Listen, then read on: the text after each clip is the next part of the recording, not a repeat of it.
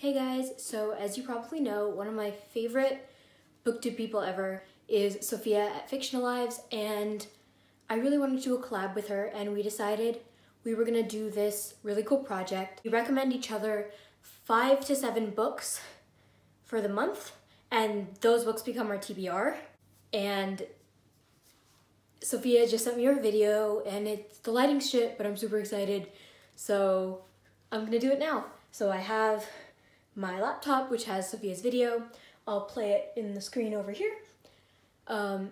And yeah, I'm super excited.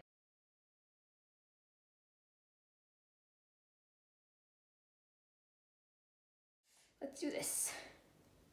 Okay. So I have put together a list of 7 books for you. Obviously, it's fine if you don't get to all of them. I decided to make my list on the longer side just so that you have more flexibility to pick up which books you're actually in the mood for or interested in the most. But all of these are 5-star reads for me, so I really do hope you enjoy the ones you pick up. Also, I doubt any of these will be surprises to you, but the first book that I've picked for you is The Darkest Part of the Forest by Holly Black. I know that you love The Cruel Prince, so this is actually very different from The Cruel Prince. But this is such an underrated Holly Black book, and I would really love more people to read it. I will say this is a much quieter, softer story than The Cruel Prince. The Cruel Prince is just high-stakes politics and action and murder. This book does have some darkness since it is still Holly Black writing fairies, and Holly Black writes fairies so well. It does have some darkness, but it's ultimately, again, a quieter, softer story. I do really recommend this. I listened to this primarily on the audiobook, which I was able to get from my library. So if you have access to the audiobook, I highly recommend that. But I love the characters in this book so much. It's been a while since I've read this now, but I still think about these characters sometimes, and I hope they're doing okay. Next I'm going to... Okay, so if Sofia recommends characters, you know they're fantastic. Because she has amazing taste in those. Also, that's actually a book that I've been planning to read. It's on my TBR. I do like fantasy as a genre, and I love Holly Black. So that's one I really hope I can get to this month. I made coffee right before this, and I really want to drink it. It's like right there, but I can't because I have lipstick on. So like, should I just like drink it? Let it cool a little bit, and then I'll be obnoxiously drinking coffee in this video. Next, I'm going to recommend a quick but wholesome read, and that is The Prince and the Dressmaker by Jen Wong. I've raved about this book a lot. It's just such a beautiful graphic novel. The art style and the colors, gorgeous. It's just so wholesome. If you just want a quick read that's gonna make you smile, I highly recommend this one. Okay, so I actually own this book, which come on. Yes. I think Sofia actually knows that I own this book, but I won it in a Goodreads giveaway, and for some reason I haven't finished, like I haven't even started it, but like it looks fantastic, you guys. Look, it looks great, and I'm actually super excited to get to it this month because it's giving me an incentive to read a book. So yeah, this one I'm hyped for. On a drastically different note, I'm going to recommend Song of Achilles by Madeline Miller. If there's ever a point in the next month where you just really want to cry, you really can't choose a better book than this.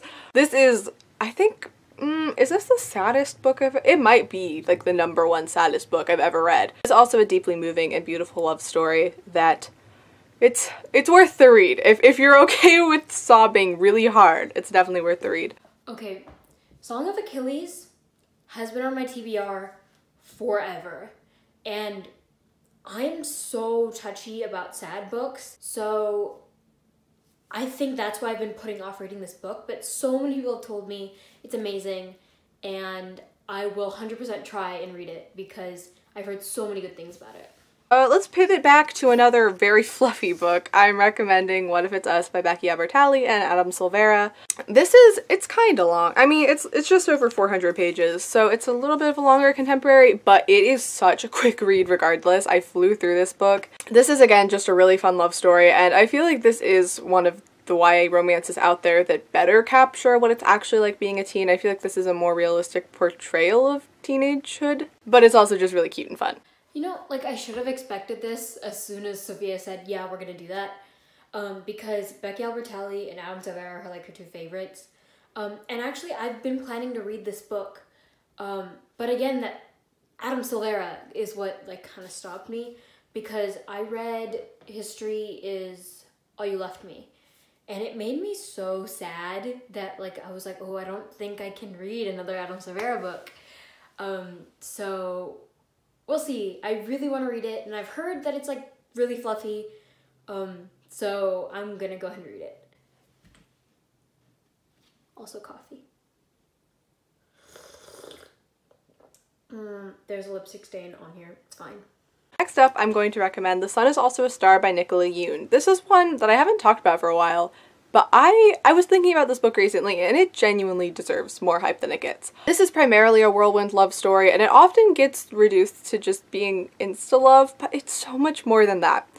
If you're able to tolerate any kind of insta-love, if you're able to move past that, I've genuinely seen some people who tend to be picky about insta-love, but were able to love this book regardless. I can be annoyed by insta-love, but I feel like this was very well executed, I guess. This book discusses immigration and deportation, and it's a beautiful story about the way that we impact other people's lives, even through the smallest actions. This book, in my eyes, is a love letter to the universe, regardless of all the darker sides of the universe, and it's so beautiful. It's such a beautiful book. I definitely recommend it. Okay.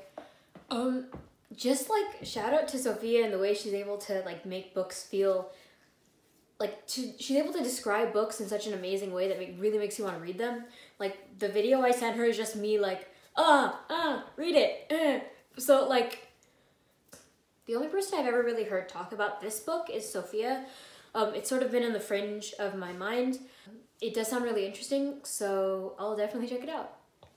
Next, I'm recommending Tyler Johnson Was Here by J. Coles. This is a painfully underrated book. It is so moving and well-paced and powerful. This really gracefully and beautifully discusses police brutality and systematic racism in America. If you want a more intense read this month, definitely recommend this one. So again, this is another one that was sort of on the fringes of my attention. Mostly because the cover is real cool. Like, I really like that cover.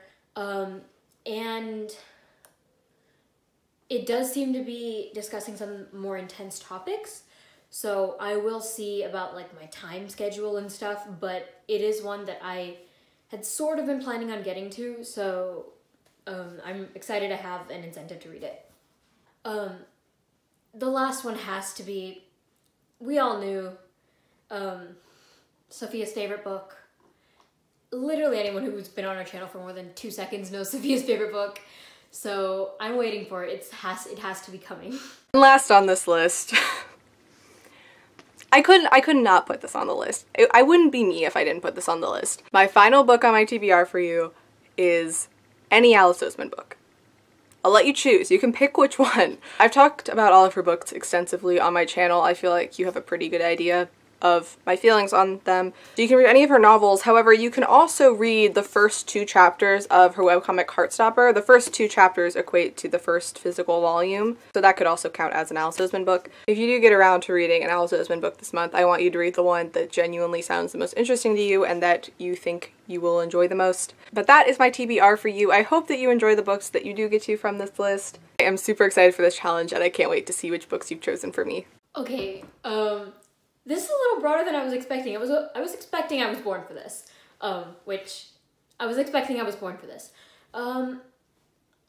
Honestly, Heartstopper was the one that most appealed to me.